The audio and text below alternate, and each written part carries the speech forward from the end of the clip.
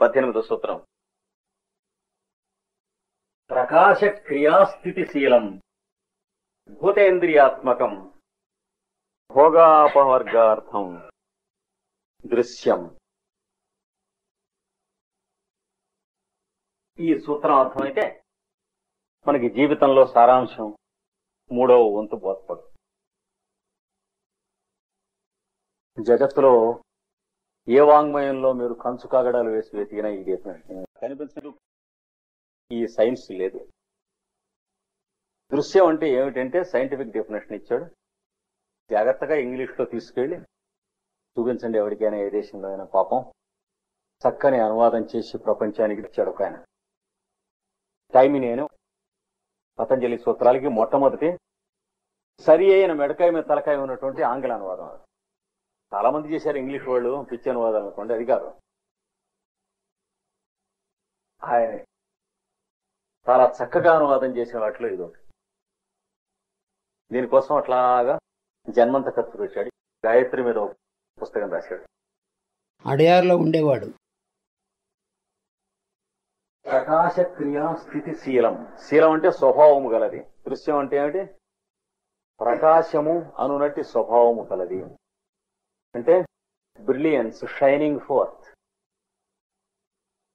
ప్రకాశించుట అనేటువంటి లక్షణము కలది.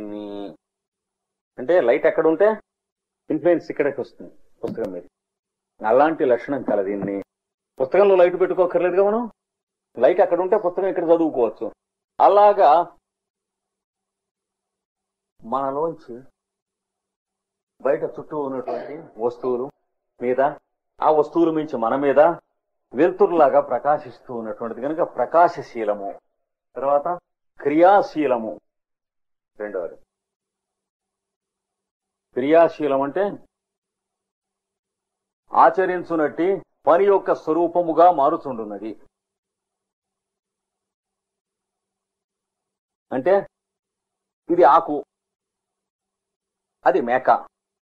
ఆకులోనూ జీవుడే ఉన్నాడు, మేకలోనూ జీవుడే ఉన్నాడు. కానీ మేకకు ఆకు దృశ్యంగా పని అయ్యేటప్పుడు ఏమవుతుంది? దగ్గరికి వచ్చి తినటం అనేటువంటి క్రియ పుడుతోంది కదా, ఆకు అందుకుంటుంది. కనుక క్రియాశీలమును అంటే క్రియాస్వరూపముగా మారునది. మొదట వెలుగు స్వరూపముగా వ్యాపించున్నది. తర్వాత పని యొక్క స్వరూపముగా మారునది. నెయ్యి ఎట్లయితే కరిగి పేరు నెయ్యి కరిగిన నెయ్యి అవుతుందో అలాగా ఒక రూపంలోంచి ఇంకో రూపంలోకి, అంటే యాక్షన్ లోకి దిగుతుంది ఎన్విరాన్మెంట్ కాస్త.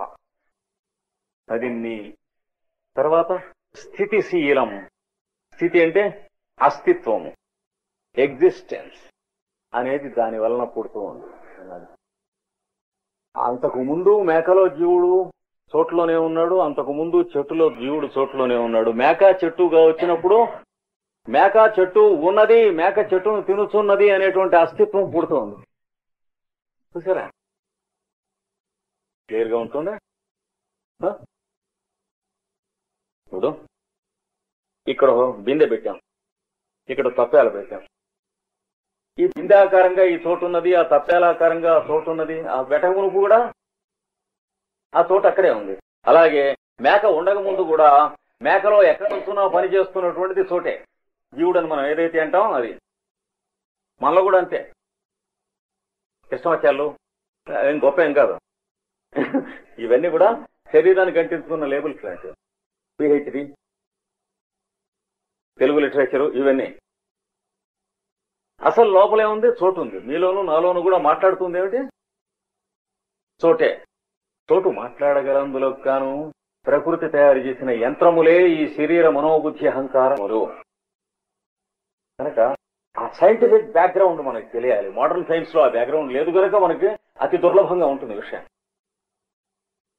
బోధపడదే అది.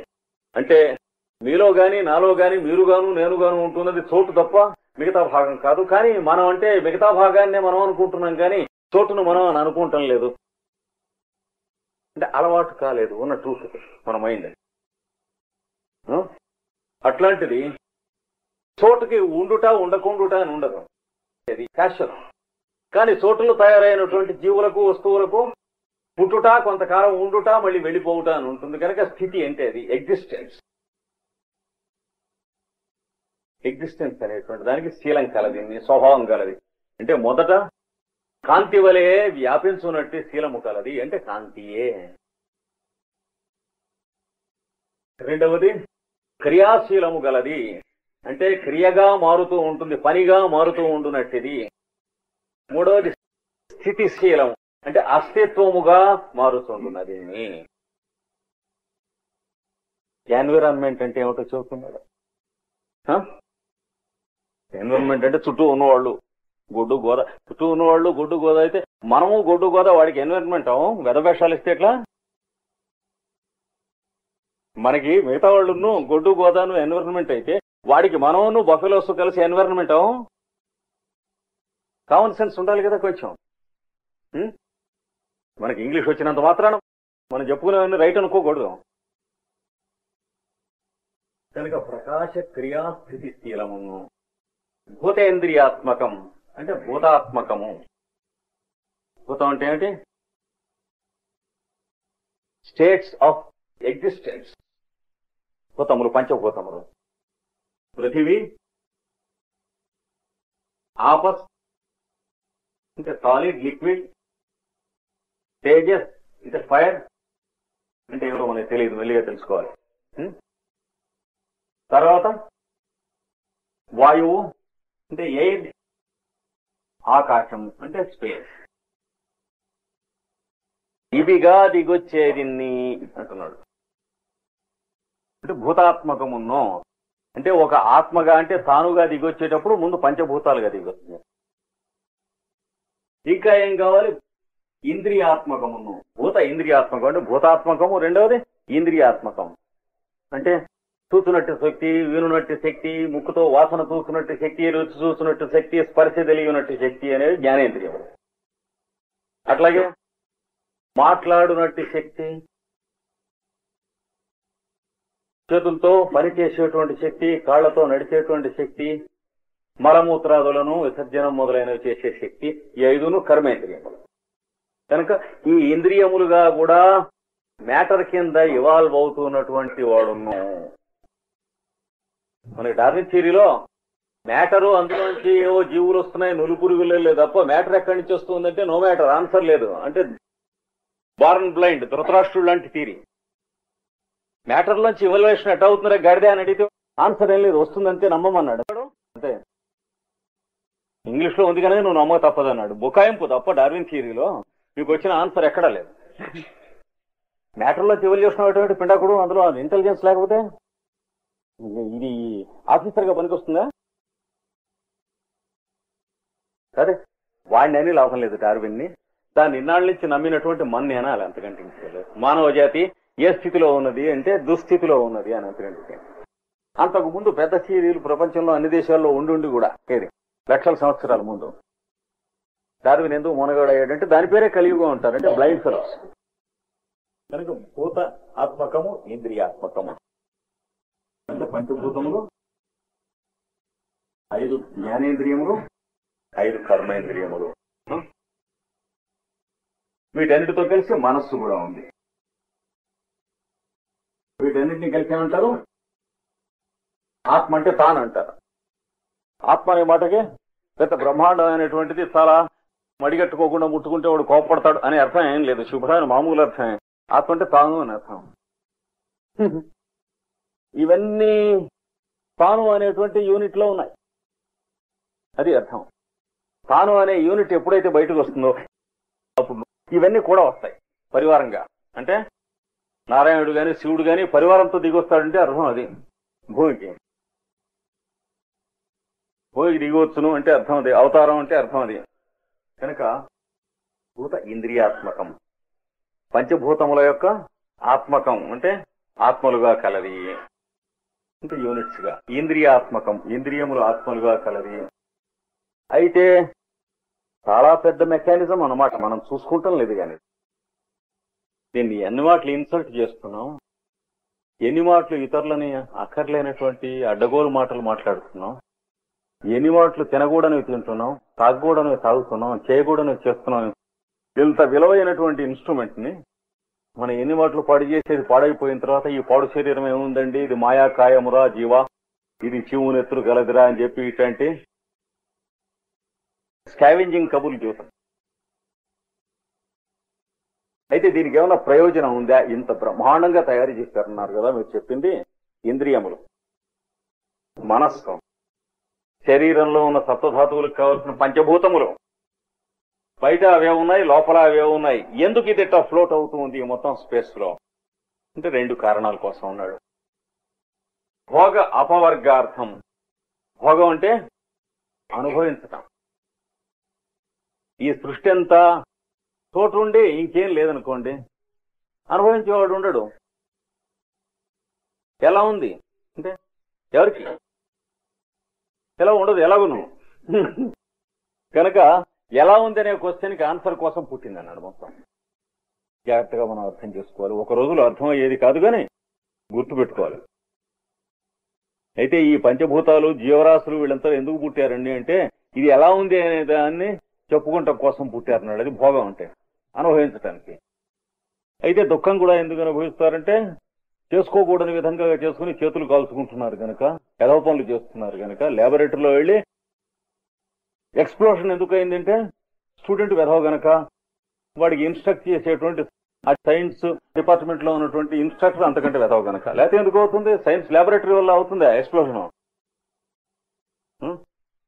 మరి కరెంట్ ఏదో బదులై గోడ ఎందుకు బదులైందండి, ఇల్లు ఎందుకు అందుకుంది అంటే ఎలక్ట్రిసిటీ డిపార్ట్మెంట్ వారు, ఆ ఇంట్లో ఉన్నటువంటి వాళ్ళు, ఆ కనెక్షన్ చేసిన వాళ్ళు ముగ్గురు కూడా సన్నాసి మూడ కొడుకులు కనుక ఎలక్ట్రిసిటీ వల్ల అవుతుంది. లేకపోతే అది చెబుతున్నాడు. భోగం అంటే సుఖపట్టం కోసం ఈ శరీరం ఏర్పడ్డదు గాని సుఖ దుఃఖాలు ఇది సహజం అండి, వస్తూనే ఉంటాయి అని ఒకడుకోడు పిచ్చు కబుర్లు చెప్పుకునేందుకు రాలేదు. సుఖం ఎలా ఉంటుంది అంటే ఇదంతా శరీరం లేనప్పుడు ఎవరికి సుఖం లేదు, పాడు లేదు. ఈ శరీరం వెళ్ళిపోతే హాయిగా ఈ బాధలు లేకుండా వాడెవడో తీసుకెళ్లిపోతే మనం ఉండం అక్కడ కూడా. అందుకని వాడే సుఖపడాలి. సుఖపడటానికి వాడికి ఏం లేదు, చోటు లాంటి వాడు కనుక ఈక్షత బహుశ్యాం ప్రజా ఏతి, వాడు చూసి నేను అనేకంగా ఉంటే ఎట్లా ఉంటుంది అన్నట్టు అనేకంగా అయ్యాక అది కనుక it is for you to enjoy అన్నాడు దిస్ క్రియేషన్. వీడేమి సుఖము దుఃఖము రెండు ఇచ్చే పనులు కూడా దుఃఖం ఇస్తాయి మానేయండి అని చెప్పడానికి కాదు. నువ్వు సుఖపడటానికి కోసమే ఈ శరీరం గాని మనోబుద్ధి అహంకారాలు గాని ప్రపంచం గాని పుట్టింది. దుఃఖం ఎందుకు పుడతావు అంటే పుండు పుట్టించుకున్నావు గనక అన్నాడు. ఎందుకు బాధపడుతున్నావు, ఎందుకు ఏడుస్తున్నావు అంటే వెరవి గనక అన్నాడు. సుఖపడే చోట కూర్చోబెడితే ఏడుస్తున్నావు అంటే పిచ్చిముండా కూడా అర్థం కదా, అది నీలోనే ఉంది అన్నాడు. కనుక భోగము కొంతకాలం అయ్యేటప్పటికి తెలుస్తుంది. ఈ భోగం గోల్ కాదు. ఉంటున్నాళ్ళు లైఫ్ కి ఫెర్వర్ కోసం భోగం కానీ గోల్ ఏమిటి? అపవర్గం అంటే చిత్తవృత్తి నిరోధం వల్ల అనుభవింపబడేటువంటి ఈశ్వరత్వం అని చెప్పాడు 5 వరకు. దాన్నే మోక్షము. అపవర్గం అంటే మోక్షం అంటారు పెద్దలు. దానికోసం కూడా ఈ శరీరము ఇంద్రియాలు ఇవన్నీ పంచభూతాలు ఉండాలి నాయన అన్నాడు. మోక్ష సాధన. ఇవి లేకపోతే మోక్షం ఎవరికి? దేవుడికే. దేహం బంధం తీసేద్దాం, వద్దు. దేహం వద్దు, మనస్సు వద్దు, ఇంద్రియాలు వద్దు. మోక్షం ఎవరికి? వాడికే. వాడికి ఎందుకు మోక్షం ఏడవం? నెత్తి వేసి కొట్టుకుంటాడా? కనుక నీకు భోగం అనే ట్రైనింగ్ కోసం మోక్షం అనేటువంటి అల్టిమేట్ పర్ఫెక్షన్ కోసం ఉన్నాం. మోక్షము దీనికోసం అర్థం అంటే ప్రయోజనం. ఈ 2 ప్రయోజనము కలదిన్ని అన్నాడు. అంటే యోగాభ్యాసము పూర్తి అయినటువంటి వాడికి పంచభూతములకు ప్రయోజనం లేదు ఇంకా, కానీ సర్వ్ చేస్తూ ఉంటాయి. ఎందుకంటే వీడికి ఏ ప్రయోజనం లేదు కానీ సర్వీస్ చేస్తూ ఉంటాడు ప్రపంచానికి. పంచేంద్రియములకు ప్రయోజనం లేదు, ఎందుకని అవి ఇవ్వవలసిన ట్రైనింగ్ అయిపోయింది వీడికి. తర్వాత 4వ చాప్టర్ చదువుతాడు అముక. ఇవ్వవలసిన ట్రైనింగ్ అయిపోయాక ఎందుకున్నాయిట అని అంటే వీడు చేసే పని కాక వీడి ద్వారా చేయించే పని కోసం ఉన్నాయి. అంతకుముందు మనం ఎరుగున్నది మనం చేసే పనులే కదా, పాచి పనులు. అది కాకుండా వీడి ద్వారా జరిగే పనుల కోసం ఏర్పాటు చెప్తాడు, చివరి అధ్యాయంలో చెబుతాడు, తీసుకొచ్చేదని లింకప్ చేసి. కనుక భోగము అపవర్గము అర్థం అంటే ప్రయోజనంగా గలవి అయినటువంటి దాన్ని దృశ్యం అంటారండో. ఇందాక ద్రష్టా దృశ్యంలో ఇది దృశ్యం అన్నాడు. అంటే పంచభూతాలతో చేయబడ్డది ఏదైనా, కనుగుడ్డు కూడానా అంటే తప్పకుండాను. చూచేవాడు కనుగుడ్డు కాదు కనుక, కనుగుడ్డుకి ఏం కనిపిస్తుంది? గుడ్డు గుడ్డు చూస్తుందే, కనులోంచి మనస్సు చూస్తుందా? ఏమీ చూడదు. కనుక ఇది దృశ్యం అంటే. ద్రష్టా దృశ్యం రెండు మాటలు వాడాడు కనుక నిర్వచనం ఇవ్వవలసినటువంటి ఆ ఆవశ్యకత ఆయన కలిగింది కనుక ఇక్కడ ఇచ్చాడు. దృశ్యం అనగా ఇది, దిస్ ఈజ్ ఎన్విరాన్మెంట్ అన్నాడు. ఏమిటి? ప్రకాశశీలము అంటే ఒక తోటి నుంచి తన చుట్టూ పరిసరముల మీదకి కాంతివంతమవునట్టు లక్షణము గలది. క్రియాశీలం అంటే క్రియగా మారునట్టి లక్షణము గలది, అంటే that which is converted into action. తర్వాత స్థితిశీలము అంటే ఎగ్జిస్టెన్స్ గా లిమిట్ అయ్యేటువంటి దీన్ని. తర్వాత భూత ఇంద్రియాత్మకం పంచభూతములుగా దిగి వచ్చున్నది. పంచేంద్రియములు జ్ఞానేంద్రియములు కర్మేంద్రియములుగా దిగి వస్తున్నది మనస్సుగాను. ప్రయోజనం ఏమంటే భోగం అనుభవించటానికి. ఈ భోగం కాదు నాయన, అబ్సల్యూట్ ఎగ్జిస్టెన్స్ తెలియటం అంటే మోక్షం అనేటువంటి దానికి ట్రైనింగ్ ఇవ్వటానికి. భోగం అనుభవించడానికి, మోక్షం ట్రైనింగ్ ఇవ్వటానికి. అంటే కారు కొనుక్కున్నప్పుడు మొదట కొన్నాళ్ళు ఎందుకు? కొనుక్కున్న కారులో ఎక్కి తిరగటానికి ఓ నెల రోజులు. ఆ పైన పనుల కోసం ఈ కారు మీద వెళ్ళటానికి కదా. పనులు ముఖ్యమా కారు ముఖ్యమా? కానీ మొదట కొనుక్కున్న వారం రోజులను కారు కోసం పనికి పెట్టుకుంటాడు. కొత్త కారు కొన్నాక కదా రౌండ్ వెళ్ళొద్దాం అంటాడు. కానీ ఓ నెల రెండేళ్ళు అయిన తర్వాత బిజినెస్ మ్యాన్ వాడు ఓ రౌండ్ ఏంటి మొహం, రేపు నాకు పనుంది అనకాపల్లిలో, అప్పుడు నువ్వు రా రౌండ్ అవుతుందంటాడు. అలాగా ఇక్కడి నుంచి ఆ ప్రయోజనానికి వెళ్లేటువంటి నిన్ను ట్రైనింగ్ ఇచ్చి తీసుకొచ్చేది మోక్షానికి ఈ శరీరం ఆద్యం ఖలు ధర్మ సాధనం. శరీరం ధర్మ సాధనం. అందుకనే దేహో దేవాలయ ప్రోక్త. ఈ సూత్రం ఇంకా కొంచెం చెప్పుకోవాలి. నిన్న మనం కొంత చెప్పుకున్నాం. అంటే దృశ్యం అనగానేమో ఎన్విరాన్మెంట్ అంటే ఏమిటి, సర్కమ్స్టాన్స్ అంటే ఏమిటి, సైంటిఫిక్ డెఫినేషన్ వరల్డ్ మొత్తం మీద ఇంకెక్కడా లిటరేచర్ లో లేదు, ఇక్కడ ఒక చోటే ఇచ్చాడు. ఇది మనం చూసాం. ప్రకాశ క్రియాస్థితిశీలం అంటే ప్రకాశశీలము అంటే by nature it expands as light. ప్రకాశము స్వభావముగా కలది. స్థితిశీలము అంటే it creates a separate existence of conditions. ప్రత్యేకమైనటువంటి అస్తిత్వమును తాత్కాలికముగా స్థాపించున్నది. తర్వాత క్రియాశీలము అంటే it is every moment dissolved into action. ప్రతి క్షణం కూడా ఏదైతే మనం పరిసరములు వాతావరణం అని అంటాం అది క్రియాస్వరూపంలోకి మారిపోతాం. అంటే మనం చేయవలసిన పనిగా మనకి ట్రాన్స్లేట్ అయి వస్తూ ఉంటుంది అనమాట. లేదా మనం చేయదలిచిన పనిగాను. చేయవలసిన పనిగా మనం స్వీకరించినట్లయితే దాన్ని మనం సరైన మార్గంలో పెడుతూ ఉంటాం. చేయదలిచిన పని అయితే బోల్తా కొట్టేస్తూ ఉంటాం, ఎక్కడో ఇరుక్కుపోతూ ఉంటాం. అప్పులు కానీ ఇతరులతో చికాకులు కానీ మరి మొహాన్ని చేటగొట్టడం కానీ ఇవన్నీ వస్తూ ఉంటాయి. ఏది చేయదలుచుకున్న పని చేసిన చోటల్లా ఆ జన్మ వ్యర్థం అయిపోతుంది. చేయవలసిన పనికి చేయదలచిన పనికి తేడా తెలిసినప్పుడల్లా ఆ జన్మ మల్లె పువ్వులాగా ఉంటుంది. అది తేడా. అది ఇదివరకు కొంత చెప్పాడు. తర్వాత భూతేంద్రియాత్మకం. భూతాత్మకము అంటే పంచభూతములతో తానుగా ఏర్పడున్నది. ఆత్మకం అంటే ఇంద్రియములు మొదలైనవిగా ఏర్పడున్నది. అంటే కర్మేంద్రియములు, జ్ఞానేంద్రియములు, మనస్సు ఇవన్నీ కలిసి తాను అనేటువంటి ఒక యూనిట్, ఒక క్యాప్స్యూల్ అనమాట. ఎవరి చుట్టూ? ద్రష్ట చుట్టూ. లోపల చూచేటువంటి వాడు ఉంటాడు. ఎక్కడ ఉంటాడు వీడు చూచేవాడు? శరీరంలో నఖశిఖ పర్యంతం ఉంటాడు. ఈ శరీరం ఎంత ఉందో అంత ఉంటాడు, అంతర్యామిగా ఉంటాడు. అయితే హృదయంలో ఉంటాడంటారు కదా. హృదయం ద్వారా మనం తెలుసుకుంటానికి గాని ఇంకోటి తెలియజెప్పడానికి గాని వీలవుతుంది. హృదయం అనేది స్విచ్ తప్ప ఎలక్ట్రిక్ కరెంట్ స్విచ్ లోనే ఉంటుందంటే ఎంత రేటో భగవంతుడు హృదయంలో మాత్రమే ఉంటాడు, మిగతా శరీరంలో అంతర్యామిగా ఉండలేడుట అంటే అంతే. అందుకని ఈ దేహం ఎంత ఉందో అంతా ఉంటాడు. ఈ దేహంలో పురుషుడు ఆత్మగా ఉండదలిచిన వాడు, అంటే తానుగా ఉండదలిచిన వాడు. కొంత భాగమేమో ఈ శరీరంలో ఉన్నటువంటి సప్తధాతువుల యొక్క కెమిస్ట్రీ రూపంలో ధరించే అవతారమూర్తిగా ఉంటాడు. ఇందులో ఈ శరీరంలో కావాల్సినటువంటి సల్ఫరు, కాల్షియము, ఫాస్ఫరస్, ఈ బోన్స్, ఎముకల్లో కావాల్సినవి మొదలైనవన్నీ ఉన్నాయి కదా. ఇన్ని కూడా అణుమయములే కదా. ఆ అణువులన్నీ పరమాణుమయములే కదా. అవన్నీ మహాశక్తిమయములే కదా. అవన్నీ మహాచైతన్యమయములే కదా. అవన్నీ తోటలో ఉన్నటువంటి అంతర్యామి నుంచి వచ్చినవే. ఇన్నిగా అయి మళ్ళీ అంతర్యామిలోకి వెళ్లిపోయేవే.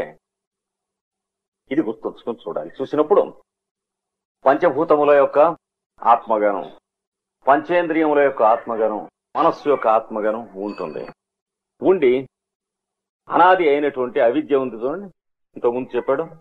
దాని వలన వాడికి వీరు వేరుగా, వీడికి వాడు వేరుగా కనిపిస్తూ ఉంటాం. ఓహనోడు శాపనార్థాలు పెట్టుకుంటూ ఉంటాం. తండ్రి కొడుకైనా సరే, అన్నదమ్ములైనా సరే, భార్యాభర్తలైనా సరే, ఓనోళ్ళు ఇంట్లో మహిళాహారతలు ఉంది, అన్నం తగ్గించదు ఒక్కోళ్ళకి. ఇలా నడుస్తూ ఉంటుంది. ఎందుకని? ఒకళ్ళకి ఇంకోళ్ళు కనిపిస్తూ ఉంటారు కనుక. కొన్ని ఇళ్లలో భార్యకు వేరే అకౌంట్, భర్తకు వేరే అకౌంట్. భార్య పొలాలు వేరు, వాళ్ళ నాన్నగారు ఇచ్చినవి. భర్త పొలాలు వేరు, వాళ్ళ నాన్నగారు ఇచ్చినవి. పాపం మావాడు ఒకటి తెలియక ఒక ఆయన దగ్గర 100 రూపాయలు అర్జెంటుగా నేను ఊళ్ళో లేకపోతే మందుల కోసం అప్పు తీసుకున్నాడు. తీసుకున్నవాడు నాతో చెప్పొచ్చునా, వారం రోజుల్లో ఇస్తా అన్నాడు. సరే, వారం రోజుల్లోనే 6 రోజుల్లోనే ఇచ్చాడు. తీసుకెళ్లి ఆయన ఇంట్లో లేనప్పుడు ఆయన భార్యకి ఇచ్చాడు. దాని పెద్ద గలఫ అయిపోయింది. వీడు మీద ఆయన నాకు కంప్లైంట్, తీసుకున్నది నా దగ్గరండి, ఇచ్చిందేమో మా ఆవిడికి ఇచ్చాడు, వాట్ డస్ హీ మీన్ అన్నాడు. అంటే మీరు చెబుతున్నటువంటి విద్య 1000 సంవత్సరాలు పెట్టినా పుటం ఎక్కించినా వాడికి ఎక్కదు. హీ ఈజ్ ఎ ఫూల్ అని చేత వాడిని క్షమించండి అని చెప్పాను. ఎందుకంటే పతంజలి చెప్పేటువంటి విద్య వాడికి పుటం పెట్టినా ఎలా అయితే ఎక్కదో, వాడు చెప్పేది వీడికి ఎలాగే ఎక్కదు. అంచేత అలా కాదండి అర్థం. భార్య అనగా ఎంత, భర్త అనగా ఎంత అంటే సంతోషించానులే అంటాడు. అంటే ఆ జన్మకు నోచుకోలేదు వాళ్ళు, భార్యాభర్తలు అనే పేరే గాని. ఆయన అల్జీరియాలో ఉంటూ ఉంటాడు, ఆవిడ పెదవాటేరులో ఉంటూ ఉంటుంది. 12 ఏళ్ళు అయింది. నా వైఫ్ చిల్డ్రన్ అంటూ ఉంటాడు. అంటే యాక్చువల్ గానా, వర్చువల్ గానా? అందుకని వైఫ్ ఏడు చిల్డ్రన్ ఏడు పిండకుడు. వాడు 12 ఏళ్ల నుంచి అల్జీరియాలో ఉన్నాడు. భార్య పిల్లలు ఇక్కడ పెదవాటేరులో ఉన్నారు. అంటే వైఫ్ చిల్డ్రన్ అనేటువంటి వాడి మనస్సులో ఉన్నటువంటి ప్రతిబింబములు మాత్రమే. అవి చెప్పబోతున్నాడు ఇంక తర్వాత సూత్రంలో. అంటే వాటితోనే 180 పాళ్ళు బతకటానికి అవే కారణంగా బతుకుతూ ఉంటారు. 90 పాళ్ళు కూడా, కొంతమంది 95 పాళ్ళు కూడా నిజంగా నిజమైనటువంటి విషయాలు అనుభవించి బతికే జన్మ మొత్తం మీద 5 పాళ్ళు ఉంటాయి. సుఖపట్టం కోసమే కదండి ఇంత గడ్డి తింటుందంటారు. సుఖపట్టం కోసం గడ్డి తిన్నవాడు ఎవడో సుఖపడ్డావు. తెల్లవారుసాను వెళ్ళిపోతాను ఇంటూ, ఇక్కడ ఆఫీసులో ఓవర్ టైం చేస్తాను. సాయంత్రం 5 దాకా, అయిన తర్వాత రాత్రి 10 దాకా కూడా ఓవర్ టైం చేస్తాను. ఎందుకు చేస్తానంటే ఓవర్ టైంకి ఇంకొక 20 రూపాయలు ఎక్కువ ఇస్తారు. తర్వాత భోజనం ఇంటి దగ్గర చేయక్కర్లేకుండా పురోహితుడు చేసినట్టు చేయొచ్చు. అంటే అక్కడ శాండ్విచ్ చేసి ఇస్తారు. మధ్యాహ్నం ఆ నూనె పోసి వండిన క్యాఫ్టీరియా ఉంటుంది. అందులో వెజిటేరియన్, నాన్ వెజిటేరియన్ ఒక భాండీలోనే వేపినటువంటి దాంట్లో శుభ్రంగా భోంచేయచ్చు. కాబట్టి ఆచార్య గారు అయినా సరే వెజిటేరియనే పెడతారు కానీ 2 ఒక దాంట్లోనేగా వేయించేది. కోపడకండి, అది చేయొచ్చు. అది అయిన తర్వాత సాయంత్రం కూడా ఇంటికి వచ్చేటప్పుడు ఆ టీ, శాండ్విచెస్ తీసుకోవచ్చు. ఇంకా ఇంటి దగ్గర టిఫిన్, కాఫీ అట్లాంటివి ఖర్చు ఉండవు. తర్వాత ఇన్ని గంటలు పనిచేసేటి వారానికి 1, 2 చొప్పున కాంప్లాన్ డబ్బాలు ఇచ్చేవాళ్ళు ఇదివరకు. అవి పట్టుకొచ్చుకోవచ్చు ఇంటికి. వెనకటి రోజుల్లో ఈ పౌరోహిత్యం చేసేవాళ్ళని ఇంటి దగ్గర భోజనం చేయడానికి వస్తే చేట కొట్టేది భార్య. అది చిన్న పన్నా, ఇది పెద్ద పన్నా ఇప్పుడు మనం చెప్పేది. అంతే తేడా. ఎందుకని? ఎక్కడా ఆ మాత్రం నువ్వు చేసే పౌరోహిత్యంతో భోజనం పుట్టించుకోలేవా, అసమర్థుడా, అప్రాచ్యుడా అని ఆవిడ ఉద్దేశం. అది కొంచెం చిన్నపన్న భోజనం మాత్రమే. ఇది చాలా బహు విశ్వతోముఖమైనటువంటి కక్కుర్తి. అంటే దానికి 10 రెట్లో 20 రెట్లో కక్కుర్తి అనమాట ఇది. అంటే కల్చర్ ఎక్కువ అవుతున్న కొద్దీ కక్కుర్తి కూడా ఎక్కువ అవుతుంది. అప్పుడు కక్కుర్తి భోజనానికి ఒక్కదానికే పడేవాళ్ళు. అంతే తెలుసు, ఇంకేం తెలియదు. క్రమంగా తెలివితేటలు మ్యాగ్నిఫై అయ్యేటప్పటికి డబ్బుకి మొదలైన వాటన్నిటికీ ఎంత ఇస్తే అంతాను తీసుకుని వాడు వేయాల్సినటువంటి వాడికి ఓటు వేసాడా లేదా? మరి అది చేస్తారా? వెనకటి రోజుల్లో నాకు వద్దు నువ్వు ఇచ్చేది, ఎందుకంటే నాకు వచ్చిన వాడికి నేను వేస్తానని చెప్పి ఉండరు, పిచ్చి ఉండకూడదు. అంటే మనం గమనించుకొని చూడాలన్నమాట. వీడు యోగాభ్యాసం రాసింది అలాంటి వాళ్ళ కోసం. అందుకని భూతేంద్రియాత్మకం, పంచభూతములు ఇంద్రియములు వీటిని ఆత్మగా తయారు చేయనున్నది అను తన కోసం. తర్వాత భోగాపవర్గార్థం, భోగము ఆవిడ వేరే వీడు వేరే అని అనకుండా అంతర్లోనూ ఉన్న అంతర్యామి ఒకడే అంటే దాంపత్యమే ఉంది. ఇప్పుడు ఇద్దరును చివాట్ల మారి సిబ్బిని తనులు మారి బొచ్చాయిలే కొట్టుకుంటూ ఉన్నా సంసారం అంటూ నడవాలంటే బొచ్చ సంసారం అయి ఉండొచ్చు అనుకోండి, కానీ ఇద్దరు ఒకళ్ళు వేరే చూసుకోవాల్సిందే కదా. తప్పులు చూసినా ఒప్పులు చూసినా. ఎంత ఎంబీబీఎస్ చదువుతున్నటువంటి ఒక కుర్రవాడు ఒక కుర్రది అయినా సరే రోజు ఎనాటమీ థియేటర్లో శరీరంలో సమస్త భాగములు ముక్కలు ఖండఖండములు చేసి చూస్తూ ఉన్నా సరే వాళ్ళిద్దరూ ఒకరినొకరు ప్రేమించుకుంటాం లేదా, వివాహం చేసుకుంటాం లేదా? శరీరంలో ఈ భాగాలే కదా, ఇంకా ప్రేమేమిటి అని ఉంటుందా? అది అనాది అవిద్య అనేది. అంటే వీడు నేర్చుకున్నటువంటి ఎనాటమీకి గాని వీడు చదువుకున్నటువంటి చదువుకు గాని వీడికి ఏదో వివేకం అంటాడు చూడండి, కోతలు కోస్తాడు, దానికి గాని ఏమీ సంబంధం లేదు. అది అవిద్య, అంటే ఇన్కారిజిబుల్ ఇగ్నోరెన్స్. అంటే రబ్బరు పెట్టి చెరిగితే పోయేది కాదు, నీళ్లు పోస్తే కరిగేది కాదు.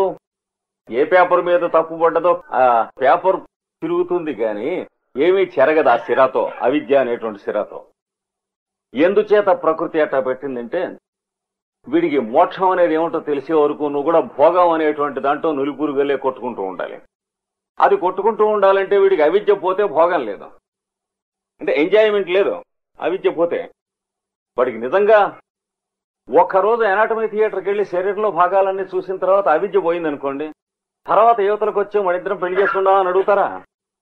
పెళ్లి ఏమిటంటారు? ఈ శరీరం చూశాం కదా అక్కడ, ఇంటికంటే ఉందని. అందుకని రోజు చూసిన భగవద్గీతలో వాసాంసి జీర్ణాయ రోజు చెప్పుకున్నా, తర్వాత మరి విచార సాగరము, పంచీకరణము, ఇలాంటి వాటిలలో ఈ శరీరం ఏముందిలే, ఈ పంచభూతాలు ఏముందిలే, ఈ చీమేముందిలే, నెత్తురు ఏముందిలే అని ఎన్ని కోసినా చివరికి వచ్చేటప్పటికి మోహం వచ్చేది. కృష్ణాచార్య గారికి 6 పిల్లలట. అంటే అవిద్య ఉంటే పుట్టారా లేకపోతే పుట్టారా?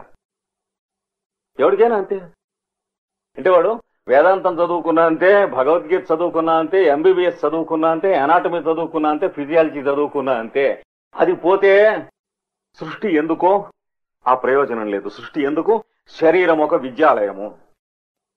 ఆ విద్యాలయంలో ఉన్నటువంటి క్లాస్ రూములే స్థూల సూక్ష్మ కారణ శరీరములు 3. అంటే lower school, middle school, high school. దాంట్లో వీడికి నేర్చుకునేటువంటి టెక్స్ట్ పుస్తకములే చుట్టుపక్కల కనిపించే మనుషులు, వాతావరణమును, ఆ పుస్తకంలో ఉన్నటువంటి ఫోటోగ్రాఫ్లు. వాట్లని చూడటానికి వినటానికి ఆ టెక్స్ట్ బుక్లని ప్రాక్టికల్ క్లాస్ గా వాడుకునేందుకు కావాల్సినటువంటి instrument box, campus box, graph పుస్తకాలు, పెన్సిళ్లు లాంటివే కర్రు, ముక్కు, చెవి మొదలైనటువంటివి. కనుక వీటన్నిటికీ ప్రయోజనం ఏమిటి అని అంటే పిల్లల్ని స్కూల్కి పంపించి వాడికి నెలకి 100, 150 కట్టి ఆ తెల్ల చొక్కానే నీలం నిక్కరే వేయమని వాడెవడో కాన్వెంట్ లో చెబితే అది వేయకపోతే చదువు రాదా అని అడుగుతాం. అడిగితే మీ అబ్బాయిని చేర్చకంటాడు, అంచేత అడగం. ఇదంతా అవిద్య, విద్య. ఫలానా ఉద్యోగంలో మీరు పనిచేస్తున్నారు, పోలీస్ సబ్ ఇన్స్పెక్టర్ అంటే ఈ డ్రెస్ ఉంటుంది, సర్కిల్ ఇన్స్పెక్టర్ అంటే ఇంకేదో వేరే ఉంటుంది. ఎందుకు ఉండాలి? వాడికి తెలీదా? సబ్ ఇన్స్పెక్టర్ అని వాడికి తెలీదా? సర్కిల్ ఇన్స్పెక్టర్ అని వాడికి తెలీదా? డ్రెస్ ఎందుకు ఎడను? వాడికి తెలియటానికి. అలాగే తెలియక బుద్ధి లేక ఏమంటారంటే ఈ బొట్టు ఎందుకండి, దేవుడికి తెలీదా? ఈ దంజం ఎందుకండి, పిల్లకెందుకండి అంటూ ఉంటారు. అవన్నీ ఎందుకంటే సబ్ ఇన్స్పెక్టర్కి ఆ వేషం ఎందుకండి? వీడు సబ్ ఇన్స్పెక్టర్ అని తెలియటానికి లోకల్లో. వాడికంటే సర్కిల్ ఇన్స్పెక్టర్కి వేరే ఉంటుంది ఎందుకు? లేకపోతే పేడా బెల్లం ఒకటే. వాడు సర్కిల్ ఇన్స్పెక్టర్ అని తెలుసును కనుకే వాడు వచ్చాడు వీడు లేచి నుంచుని ఇట్లా అంటాడు. తనకు అనేవాడు వెనకటి రోజుల్లో. వాడు రెడ్డి వీరు కమ్మవారు అయితే ఎవరు లేవాలో తేల్దాం అంటే హైదరాబాద్ లో వీళ్ళకి ఎవరు చుట్టాలన్నారో దాన్ని బట్టి వాళ్ళు లేవటం, రెండో వాళ్ళు లేవబోవటం ఉంటుంది. అంతే కదా. కనుక భోగం నడవాలి. భోగం నడవకపోతే వీడికి మోక్షం దాకా ఈ విద్యాలయంలో చదువు సాగదు.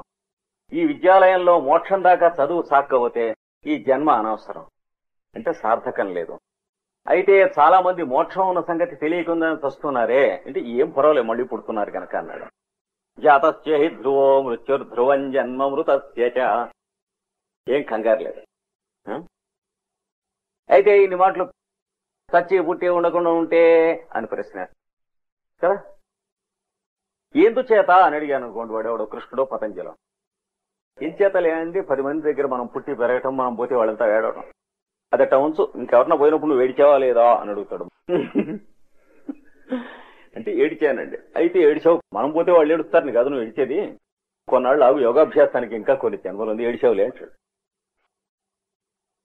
దానికి ఇమోషనల్ గా లోపల నీ దగ్గర పెట్టుకుని ఇలా ఉంటాం ఎందుకంటే సృష్టిని అడుగుతావేంటి బొచ్చెలే. అంటే వీడి దగ్గర నానా కంపు ఉన్నది. ఎవరిన పోతే ఏడుస్తాడు, కొందరు పోకపోతే ఏడుస్తాడు. గతాసువు అగతాసు చక్కగా చెప్పాడు వాడు గీతలో. గతాసువులు అంటే పోయినవారు, అగతాసువులు అంటే పోనివారు. వాళ్ళిద్దరిని గురించి నానుశోచంతి పండితా, తెలిసిన వాళ్ళు ఏడవరు, అంటే తెలియని వాళ్ళు ఇద్దరిని గురించి ఏడుస్తారన్నాడు. ఇదే అర్థం దానికి. కొందరు పోయారేమో ఏడుస్తారట, కొందరు వీడు ఇంకా పోలేదే. మన పాయ ఆఫీసర్ ఉన్నాడు కూడా ఉదాహరణకి, ఇది నానుశోచంతి. అందుకని భోగము అపవర్గము ఈ రెండు కారణం. అంటే వీడికి స్టేషన్ ఏ ఊళ్ళో దిగాలో దాని ప్రయాణం కోసమును రైలు, ఈ లోపల వీడికి సదుపాయంగా ఉండటం కోసమును రైలు అని చెప్పి వీడొక్కడికే తోటుంచి ఇలా వేళ్లాడేశారు అనుకోండి, చచ్చిపోడు. కూర్చునేందుకు లేకపోతే ఒక బెర్త్ పడుకునేందుకు, కూడా తల కింద దిండు కింద పెట్టుకునేందుకు ట్రాన్సిస్టరు, ఇట్లాగా ఇవన్నీ పెట్టుకుంటాడు కదా. లేదా పక్కన ఫ్రెండ్తో మాట్లాడుతూ ఉంటాం, ముగ్గురు కంటే ఎక్కువ ఉంటే చీట్ల పేక, ఇట్లాంటివన్నీ ఉన్నాయి కదా. ఎందుకు ఇవన్నీ? అవిద్య కదా. అంటే అవిద్యే గాని అది లేకపోతే ప్రయాణం లేదు నాయనా. అందుకని నీకన్నా ప్రకృతికి ఎక్కువ తెలుసు కనుక మనందరికీ ఉన్నది అవిద్య గాని విద్య కాదు. విద్య ఉన్నవాళ్ళు ఎవరు? పతంజలి, భగవద్గీతాచార్యుడు, వేదవ్యాసుడు, నారదుడు మొదలైనటువంటి వాళ్ళు. అయితే వాళ్ళకి అవిద్య లేదా? నిక్షేపంలాగా ఉన్నది. విద్య ఉన్నవాడికి అవిద్య లేదని అనుకోకండి. కళ్ళున్నాయి, వాడు కళ్ళతో చూస్తున్నారు, మనకు కనిపించినట్లే ఆకారాలు వాళ్ళకి కనిపిస్తున్నాయి. అలాగే వాడికి ఎన్ని భార్య పిల్లలు మొదలైనటువంటి సంబంధ బాంధవ్యములన్నీ ఉన్నాయి, చుట్టాలు వీళ్ళందరూ ఉన్నారు. కానీ అవి ఎంతవరకు సత్యములో అవి గుర్తున్నవారు. ఎందుకంటే విద్య అనేది సృష్టించారు గనక అవిద్య యొక్క స్వరూపం తెలిసినటువంటి వారు. అంటే విద్యతోనూ అవిద్యతోనూ రెండింటితోనూ కూడా వాడు ఆడుకుంటూ ఉంటారు. పోనీ అవిద్య ఎత్తేస్తేనో అంటే ఎవడిష్టం కాదండి. ఎందుకంటే ఈ జన్మే నీతి కానప్పుడు నీకు ఇష్టం లేని ఎత్తేస్తామంటే పళ్ళు రాలగొడతారు. వాడు ఎవరితో బ్యాంకు దగ్గర డబ్బు తీసుకొచ్చి బంకు హైపోతికేటెడ్ పెట్టి నాకేమిటో ఇది నామోషిగా ఉందండి ఎత్తేస్తానంటే ఏం చేస్తాడు వాడు? నీ ఇల్లు ఇది పెట్టుకున్నాడు చూడండి, తనఖా పెట్టుకున్నాడు, అది ఎత్తేస్తాడు వాడు. ఏమిటి? వాడెవడితో తీసుకొచ్చి మనం దుకాణం పెట్టి కోట్లో వాడి పేరు కూడా ఉంటుంది, హైపోతికేటెడ్ టు ఆంధ్ర బ్యాంక్ ఏదో ఇట్లాగా, లేదా Vaishya bank, Niyogi bank, Chowdary bank, Reddy bank అన్ని వస్తాయి. అంటే ఎందుకంటే సెక్యులర్ స్టేట్ కదా మంది, అంచేత అన్ని వస్తాయి. మళ్ళీ అది లేనప్పుడు ఈ పేర్లు ఉండవు, కానీ ఏ బ్యాంకులైనా వస్తాయి. దానికి వీడు హైపోతికేటెడ్ గా ఉండగా ఇది నేను ఎత్తేద్దాం ఉందండి. ఏం చేతంటే నాకేమిటో డిస్గ్రేస్ గా ఉన్నది, కొట్లో కూర్చుంటాం అంటే ఎత్తేంటి శుభ్రంగానే ఈ పేపర్లు సంతకం పెట్టండి అంట. అంటే ఏంటి? ఇంట్లోంచి నువ్వు వెళ్ళిపోవాలి. నీ ఇల్లు తాకట్టు పెట్టి కదా అప్పు తీసుకుని కొట్టు పెట్టావు. అలాగే నాకు ఈ అవిద్య ఉండకూడదు, అవిద్య లేకుండా విద్య ఉంటే అంటే మా తండ్రి అసలు నువ్వు ఉంటాం ఉండకపోవటం నిర్ణయించి నువ్వు కాదు, పిచ్చి సన్నాసి నోరు మూసుకో. నువ్వు ఉంటాం నిర్ణయింపబడి ఏది పుట్టి కొంచెం పెరిగి పెద్దవాడు అయిన తర్వాత పుట్టినటువంటి పుచ్చు ప్రశ్న ఇది గనక తీసిపారాయి. లేదా ఆ ప్రశ్నే నీకు కావాలంటే దాంతో ఏడుస్తూ బతుకు, నీ ఇష్టం లేదు, ఇన్ఎవిటబుల్. ఈ ఫూలిష్ క్వశ్చన్ కనుక నీకు అదే కనుక గొప్ప అయితే లివ్ విత్ ఇట్. ఒక గయ్యాళి భార్యతో జీవించినట్టు ఆ ప్రశ్నతో జీవించు, బతికునన్నాడు. లేదా నువ్వు సుఖంగా జీవించదలుచుకుంటే ఆ ప్రశ్న ఏడిచినట్టుందని తెలుసుకో. ఏది కావాలో చూసుకోను. ఇవి దీని తాలూకు సమస్యలు. అంటే ఈ డైమెన్షన్స్ ఉన్నట్లు సామాన్యంగా ఇలాంటి వాళ్ళు చెబితే, పతంజలి లాంటి వాళ్ళు చెబితే తప్ప ఎవరు సైకాలజీ ప్రొఫెసర్స్ వాళ్ళు చెబితే తెలియదు, వాళ్ళకే తెలియదు. వాళ్ళింటూ వాళ్ళ భార్యాభర్తలే కన్నగా మాట్లాడుకోరు. ఇంకా మీకు సైకాలజీ ఏం నేర్పుతారు, నాకు సొల్యూషన్ ఏం చెబుతారు, వాడికి నిద్ర పట్టడం లేదంటే ఏం చెబుతారు, చెప్పే ఏం లేవు. ప్రతి కంట్రీలో ప్రతి దేశంలోనూ పాపం చూశాను, సైకలాజికల్ అడ్వైజర్స్ అని ఉంటారు. వాడి ఫిజికల్లీ అండ్ మెంటల్లీ అన్హెల్దీ వాళ్ళందరూ కూడాను. ఇంకా మీరు అడ్వైజ్ ఏమిస్తారంటే పొట్టకుటి, అంతకంటే ఇంకేమీ లేదు. అంటే sound common sense, calm mind, ఈ రెండు చేతకానటువంటి సైకాలజీ అనేటువంటి అసత్య శాస్త్రము మీకు ఎక్కడ ప్రమాణం ఇస్తుంది, పరిష్కారం ఎక్కడి నుంచి ఇస్తుంది అని చెప్పి ఓపెన్ గా నేను అడుగుతున్నాను. యూనివర్సిటీస్ లో కూడా అదే అడుగుతున్నా. ఏ దేశం వెళ్ళినా, మొన్న ప్యారిస్ లో కూడా యూనివర్సిటీస్ లో అదే అడిగా. అంచేత ఇది వేరే శాస్త్రం. ఇక్కడ దీనిపైన నెక్స్ట్ ఇంకొక్కరో ముందుకు ఎడుతున్నాడు. అంటే చాలా లోతులకి మన తీసుకెళ్ళాడు ఈ సూత్రంలో. అవిద్య ఎలాగో ఉంది కదా అని చెప్పి ఏం చేశారు,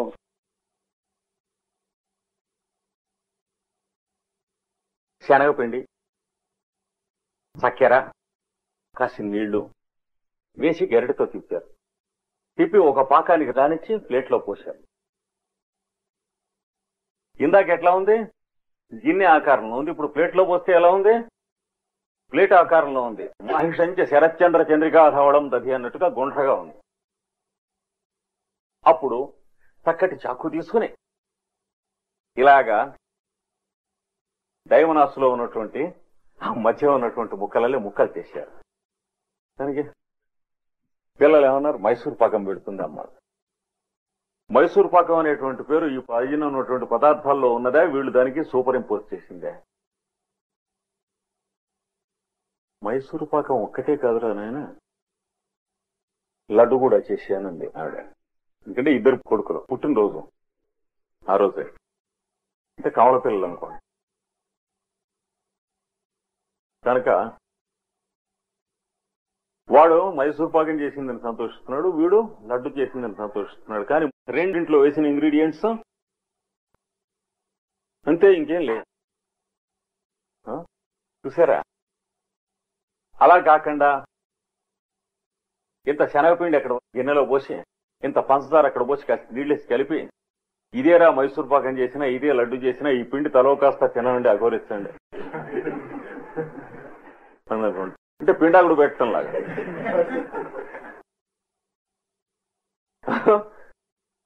అలా తినమంటే ఏ పిల్లలైనా తింటారా?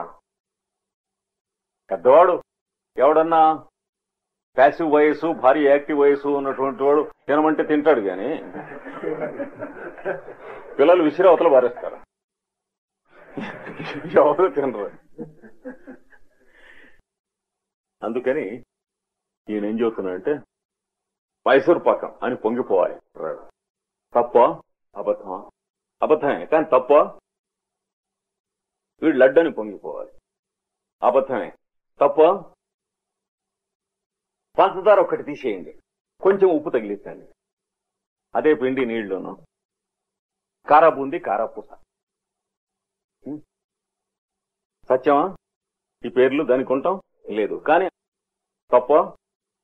4 ఐటమ్స్ తయారు చేసింది. ఈ సృష్టి కూడాను మోక్షం అనేటువంటిది అంటే ఏంటి, అవిద్య అనేది విచ్చుకుంటాం అనేటువంటి రోజు వచ్చే వరకు కూడా మన నానా అడ్డమైనవి ప్రతి వాళ్లతోనూ గిల్లి కజ్జాలు తెచ్చుకుని, నానా కుక్క కజ్జాలు తెచ్చుకుని బతుకుతూ వస్తూ ఉంటాం కనుక ఇన్సెంటివ్, ఇంట్రెస్ట్ ఉండాలి లైఫ్ లో, మనం అవన్నీ సాల్వ్ చేసుకునే వరకు. లేకపోతే ఏమవుతుంది, పుట్టిన తర్వాత చావలేక బతుకుతూ ఉంటాం. ఏమంటే ఎలా ఉన్నారు అంటే చస్తున్నా ఉంటారు, బతుకుతూ కూడా బతుకుతూ ఉండి కూడా హోములు చస్తున్నా ఉంటాడు.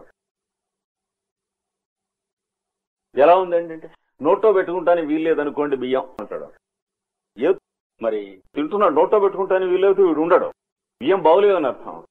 అలాగా ఉన్నంతలో సందు చేసుకుని బతుకుతూ ఉంటాం. రోడ్డు వంకాయలు గంప పెడతాడు పొద్దున్నే మార్కెట్లో. మొట్టమొదటి వచ్చిన వాళ్ళు పుచ్చులు లేని ఏరుకుని కొనుక్కుని వెళ్ళిపోతారు. మధ్యాహ్నం వచ్చిన వాళ్ళు మిగిలిన వాటిలోనే ఏరుకుంటున్నాం అని అనుకుని ఏరుకుంటారు. సాయంత్రం వచ్చిన వాడు ఆ కాసిన మిగిలిన వాటిలోనే ఏరుకుంటాడు. ఇలా ప్రతివాడు కూడా ఏరుకుంటాం అనేటువంటి బతుకు బతకాలి అంటే they should have an incentive to live. వాడు జీవించుటకు ఒక జీవితేచ్ఛ అనేటువంటి అజ్ఞానం ఉండాలి.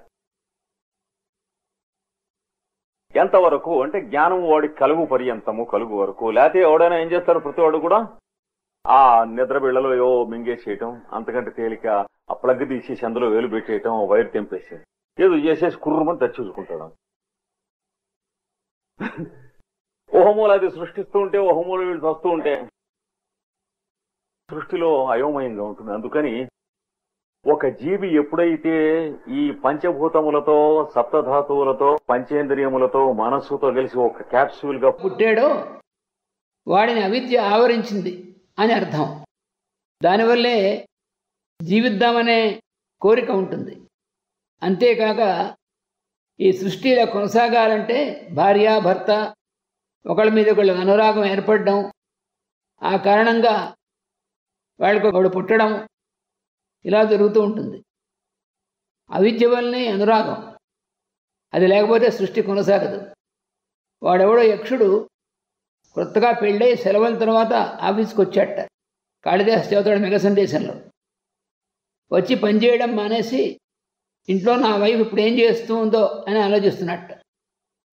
ఇది గమనించిన కుబేరుడు, వీడికి బుద్ధి లేదు, సీతాదేవి స్నానమాడిన తడ్డాకం దగ్గర పడేయండి 1 సంవత్సరం పాటు, అందులో రోజు స్నానం ఆడితే కానీ వీడికి బుద్ధి రాదు అని సేవకుల్ని పిలిచి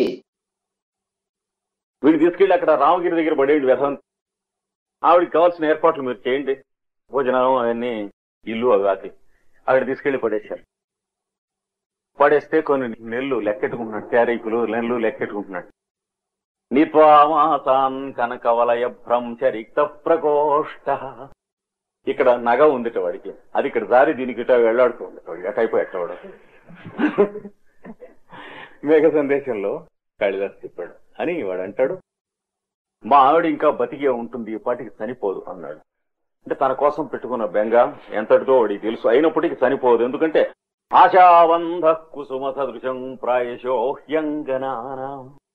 స్త్రీలకు ఆశ అనేటువంటి బంధం ఉంది, పుష్పం లాంటిది. సజ్జపాతి ప్రణయి హృదయం విప్రయోగే రుణద్ధి. ఎడబాటు కలిగినప్పుడు మళ్లీ కలుసుకునే వరకును ఆ తేనెబోటులో పట్టి ఉంచుతుందన్నాడు. వాడు కనుక చెప్పాడు, అక్కడ ప్రపంచంలో ఏ లిటరేచర్ లో లేదు ఎక్కడాను, మనం ఇండియన్స్ కనుక చదువుకోవాలి అంతే తేడా. వాళ్ళు ఇలాంటి దేశంలోనే పుడతారు, అంటే అది వాళ్ళ దురదృష్టం. అంటే ఇలాంటి స్టేట్మెంట్స్ వరల్డ్ మొత్తం మీద కొన్ని లక్షల సంవత్సరాలకి ఒక్కొక్క మాట ఒక్కో దేశంలో ఒక్కొక్క కవి ఇస్తాడు. అట్లాంటి 500 600 ఇచ్చేసాడు కాళిదాసు. మొత్తం వర్క్స్ చూస్తాం. కాళిదాసు అంటే మన ఫ్రెండ్ కాళిదాసు అని పేరు ఏదో గుర్తొస్తుంది అంతే, అంతవరకే మనం చదువుకున్నాం. ఏం చేత అంటే భారతీయులము. ఆ బిందువు ఎందుకో, తేనె బిందువు, ఈ అజ్ఞానం అనేది అందుకే సుమా అని చెప్పాడు. చెప్పి దీంతో ఎన్ని రకాలు చేయొచ్చు ఇందాక అనుకున్నాం, మైసూరు పాకం, లడ్డు, కారాపూస, కారబూంది, పకోడి, ఇంకా వరుసన చేతనవ్వాలే గాని అది చేతగాని వాళ్ళకి ఇంతటితో అయిపోయింది అంటారు, కానీ చేతనైన వాళ్ళకి ఇంకా ఉంటూ ఉంటాయి. అది వాళ్ళ అజ్ఞానాన్ని జ్ఞానాన్ని బట్టి ఉంటుంది. ఎన్ని రకాలు తయారు చేస్తారో అది చెబుతున్నాడు ఇక్కడ 19వ సూత్రంలో. చాలా డీప్ అయినటువంటి సూత్రం, కొంచెం జాగ్రత్తగా ఫాలో అవ్వండి.